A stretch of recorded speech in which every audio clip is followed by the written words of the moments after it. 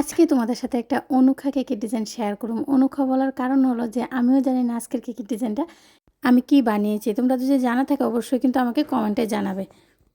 এই কেকটা আমি বার্থডে অকেশনের জন্যই বানিয়েছিলাম, আর এই কেকের ডিজাইনটা কিন্তু আমাকে দেওয়া ছিল। তো যেভাবে ডিজাইনটা ছিল আমার তো সেভাবেই বানিয়ে দিতে হবে। তো তাই আমি কিন্তু কেকের ডিজাইনটা বানিয়ে নিয়েছি। কেকের ডিজাইনটা খুবই সিম্পল, কিন্তু আমি জানি না সেটা আমি কি বানিয়েছি। তো যেভাবে ডিজাইনটা ছিল আমি শুধু চেষ্টা করেছি সেমভাবে বানিয়ে দেওয়ার জন্য। নমস্কার বন্ধুরা, আশা করি তোমরা সবাই খুব ভালো আছো। আমি অনেকটাই ভালো আছি।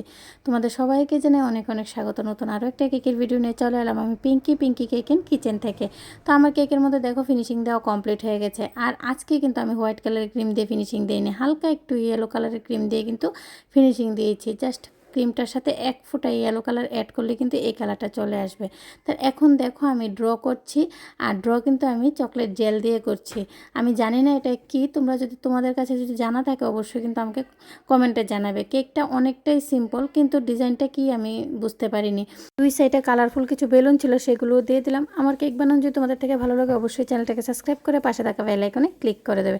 তাহলে আমি যখনই কেকের ভিডিওগুলো আপলোড করব সর্বপ্রথম তোমাদের কাছে এসে পৌঁছাবে।